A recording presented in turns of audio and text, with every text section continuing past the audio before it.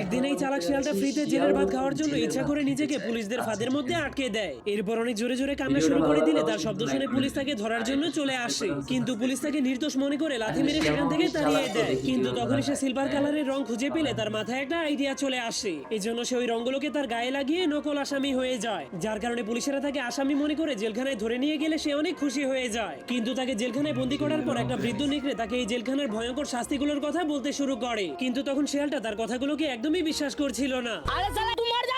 আমি বিশ্বাস করি না। এই জন্য বৃদ্ধ নেকড়েটা সবাইকে বাঁচানোর জন্য লোহার মাধ্যমে চাবি বানিয়ে সবাইকে জেলখানা থেকে মুক্ত করে দেয়। কিন্তু সেই পাগল শিয়ালটা জেলের সরকারি খাবার খাওয়ার জন্য নিজেকে আবারও জেলখানার মধ্যে বন্দী করে দেয়। কিন্তু এরপর সে যখনই দেখতে পায় পুলিশেরা তাকে কুপিয়ে মারার জন্য ধারালো কুড়াল নিয়ে তার দিকে আসতে শুরু করেছে, তখন সে অনেক ভয় পেয়ে জেল থেকে পালাতে শুরু করে দেয়। এই জন্য জেলার তাকে ধরার জন্য তার পিছনে অনেকগুলো ভয়ঙ্কর কুকুর লাগিয়ে দেয়। কিন্তু তখনই পানিতে নামার কারণে তার উপরে লাগানো নকল রংটা